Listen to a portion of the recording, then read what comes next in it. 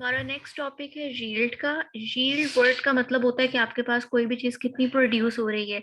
तो सबसे पहले तो हमारे पास इसके अंदर दो चीजें आ जाती हैं। यील्ड हमारे पास दो तरह की हो सकती है। एक होती है एक्चुअल यील्ड। एक्चुअल यील्ड वो होती है जो आपको एक्सपेरिमेंट के दौरान ऑब्टेन होती है। जैसे फॉर एग्जांपल आप लोगों ने एक्सपेरिमेंट परफॉर्म भी किया था जब आपने ऑक्सैलिक एसिड के क्रिस्टल्स बनाए थे। तो उसमें आपने ये देखा कि आप वो जो आप जैसे आपने प्रैक्टिकल परफॉर्म किया, जो आपके हाथ में प्रोडक्ट आई थी वो कहलाती है एक्चुअल रील, जो आपको असल में हासिल होती है। आप लैब में काम एक्सपेरिमेंट परफॉर्म करते हैं, आपके पास प्रोडक्ट बनी, that is your actual yield. एक और हमारे पास टाइप होती है जो कि कहलाती है थ्योरेटिकल यील्ड। थ्योरेटिकल यील्ड ये होती है कि आप कैलकुलेशंस परफॉर्म करें और जैसे आप ऊपर न्यूमेरिकल्स कर रहे हैं और आप कहते हैं कि ये चीज रिएक्ट करे तो इतने मोल्स बन रहे हैं। तो ये सब क्या है? ये आपकी कैलकुलेशंस हैं, ये आपकी थ्योरेटिकली आप कहते हैं कि इतनी यील्ड है। और जो आप लैब में परफॉर्म करते हैं और जो आपके पास अमाउंट आती है, that is your actual yield. ये आपको डेफिनेशंस दी गई हैं कि आपके पास वो अमाउंट प्रोडक्ट की जो केमिकल रिएक्शन के दौरान आपको ऑब्टेन होती है, यानी जब आप खुद परफॉर्म कर रहे होते हैं, दैट इज एक्चुअल यील्ड। और आपके पास जो भी अमाउंट है प्रोडक्ट की जो कि आप बैलेंस केमिकल इक्वेशन की हेल्प से निकालते हैं, यानी कैलकुलेशंस करके निकालते हैं, दैट इज थ्योरेटिकल यील्ड। अब आपने ये बात हमेशा याद रखनी है कि जो थ्योरेटिकल यील्ड होती है वो हमेशा मैक्सिमम होती है। उसके मुकाबले में यानी जो आप कैलकुलेशंस के थ्रू जो यील्ड निकालते हैं वो हमेशा ज्यादा होती है कंपेयर्ड विद जो आप लैब में एक्चुअली में परफॉर्म करते हैं। उसकी रीजन क्या है? जब आप लैब में, यहाँ पर आपको उसकी रीजन भी दी गई है कि जब आप देखें, अगर आपने ये निकाला है कि मेरे पास 2 मोल्स बनते हैं, या आपकी थ्योरी कह रही है, आपकी कैलकुलेशंस कह रही हैं, लेकिन जब आप उसको एक्सपेरिमेंटली परफॉर्म करते हैं तो हो सकता है आपके काम करने के दौरान आपकी कोई हैंडलिंग का मसला हो, कोई चीज बॉयल हो गई है, कोई चीज फिल्टर होने से रह गई है, उसकी वजह से आपकी प्रोडक्ट की अमाउंट कम या ज्यादा हो सकती है। प्रोडक्ट की अमाउंट कम या ज्यादा होने का मतलब कि आपकी एक्चुअल यील्ड ज्यादा तो नहीं, कम ही होगी, तो आप उसको कहेंगे कि एक्चुअल यील्ड मेरी क्या हो गई है, कम हो गई है किसी भी वजह से। तो उसकी रीजंस भी दी गई हैं कि जैसे फिल्ट्रेशन का प्रोसेस है, आपने फिल्टर किया, हो सकता है कि आपकी प्रोडक्ट भी फिल्टर हो गई तो आपकी एक्चुअल यील्ड क्या हो गई, उससे कम हो गई। फिर आपने डिस्टिलेशन के थ्रू कोई सेपरेशन कर रहे थे, सेपरेटिंग फनल यूज कर रहे थे, फनल में कोई चीज रह गई। इस तरह के ये सारे आपको रीजंस दी गई हैं। ड्राई कर रहे थे सैंपल को, सैंपल ड्राइंग के दौरान कम रह गया।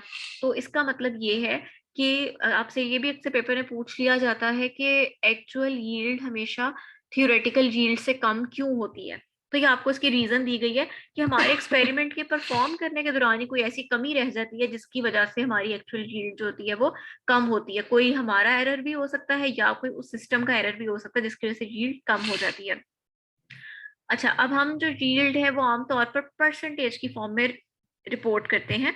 परसेंटेज यील्ड का मतलब क्या है कि actual yield divided by theoretical yield multiplied with 100।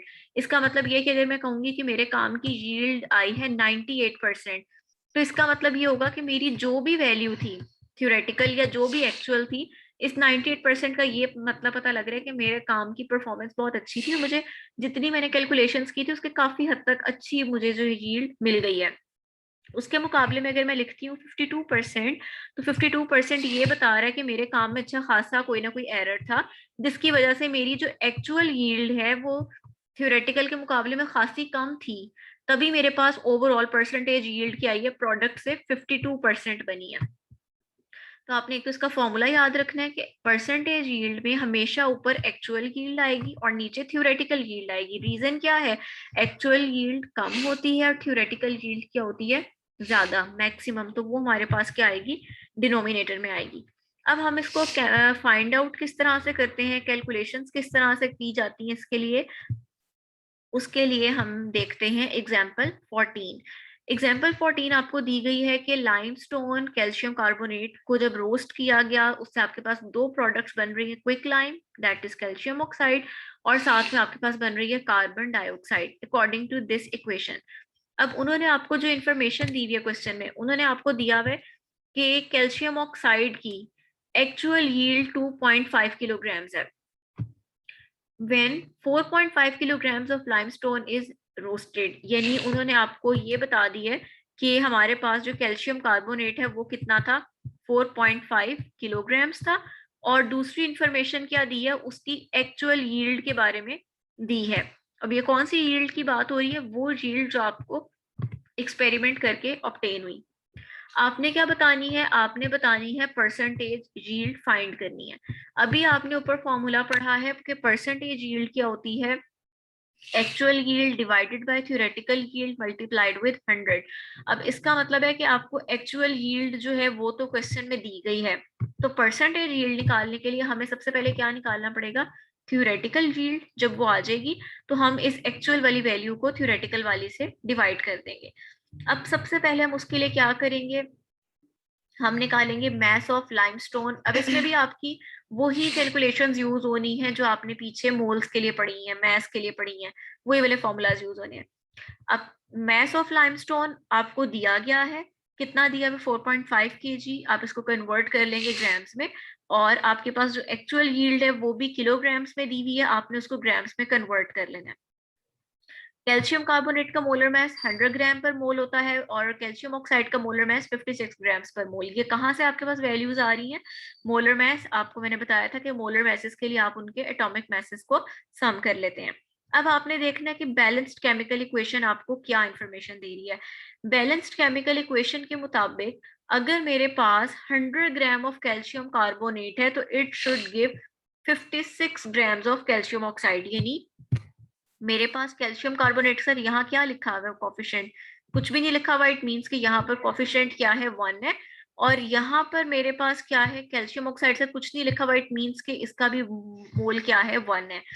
अगर 1:1 रेशो है, और अगर मैं यहाँ पर इसकी बात करूं अमाउंट्स की, जो इसके 1 मोल के ग्राम दिए गए हैं, तो इसके 1 मोल के ग्राम पर मोल का मतलब क्या है कि इसके 1 मोल के यहाँ पर आपको कितने दिए गए हैं?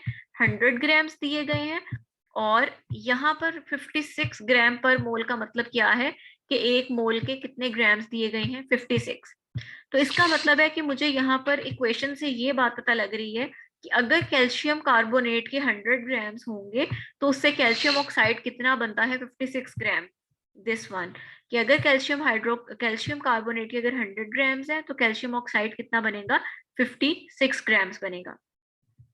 अब हम इस पे यूनिटरी मेथड अप्लाई करेंगे कि अगर 1 ग्राम होगा तो it would be 56 divided by 100। और गिवन केस में आपको कितना लाइमस्टोन दिया गया है? 4500 दिया गया है। तो आप 56 डिवाइडेड बाय 100 मल्टीप्लाइड विद 4500 करेंगे तो आपके पास ये निकल आई कैल्शियम कार्बोनेट की अमाउंट। अब ये आपके पास जो निकली है ये आपने थ्योरेटिकली निकाला है, आपने कैलकुलेशंस परफॉर्म करके निकाला है कि जब भी 4500 ग्राम लाइमस्टोन को रोस्ट करेंगे तो कैल्शियम ऑक्साइड इतने ग्राम्स बनेगा। लेकिन जब आपने यही काम लैब के अंदर परफॉर्म किया तो ये उन्होंने आपको एक्चुअल यील्ड दी हुई थी कि हमारे पास वो आ रहा था 2500 ग्राम आ रहा था।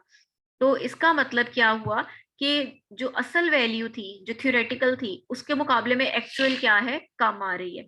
अब हम क्या करेंगे? अब हमारी एक्चुअल गिवन थी, थ्योरेटिकल हमने फाइंड कर लिया है।